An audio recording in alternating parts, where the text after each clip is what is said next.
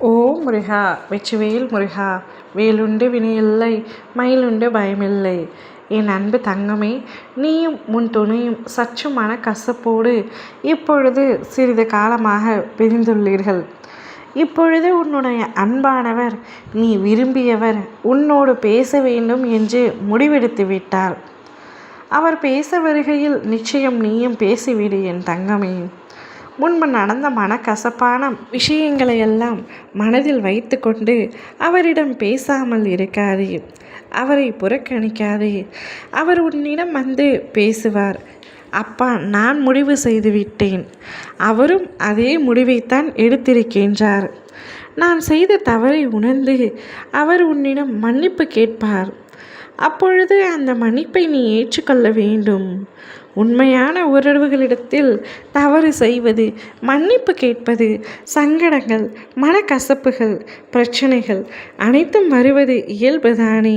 அவற்றையெல்லாம் நீ புரிந்து கொண்டு உன்னுடைய வாழ்க்கையை நீ கடக்க வேண்டும். தவறு செய்யாத மனிதர்கள் என உலகத்தில் எவரும் இல்லை தங்கமே. தவறு செய்வது இயல்புதான்.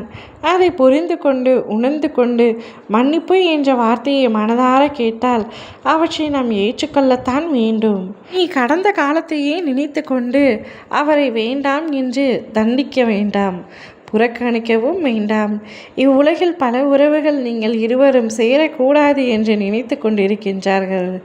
அவர்களின் மத்தியில் நீ உன்னுடைய வாழ்க்கையை சிறப்பாக அமைத்து கொள்ள வேண்டும். கடந்த காலத்தை நினைத்து நிகழ்காலத்தையும் எதிர்காலத்தையும் இழந்து விடாதே தங்கமே. அவர் இல்லாமல் உன்னால் சந்தோஷமாக இருக்க முடியும் என்றால் சரிதான். ஆனால் நீயும் அவரை நினைத்து வருந்தி கொண்டுதான் இருக்கின்றாய். கஷ்டத்திலும் துக்கத்திலும் அவர் இல்லையே என்று அழுது கொண்டிருக்கின்றாய்.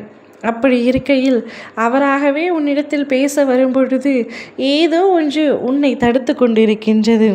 வேண்டாம் தங்கமே, அந்த பிடிவாதத்தை சற்று விட்டுவிடும். மற்றவர்களின் மத்தியிலும் நீ உன்னுடைய வாழ்க்கையை சிறப்பாக அமைத்து கொள்ள வேண்டுமல்லவா? மற்றவர்களுக்காக வாழு என்று நான் சொல்லவில்லை. ஆனால் அனைவரைப் போல நீயும் சந்தோஷமாக இருக்க வேண்டும் என்பதுதான் என்னுடைய ஆசை. நீங்கள் இருவருமே அன்பு வைத்துள்ளீர்கள். உண்மையான அன்பு பிரிந்திருப்பது தவறல்ல.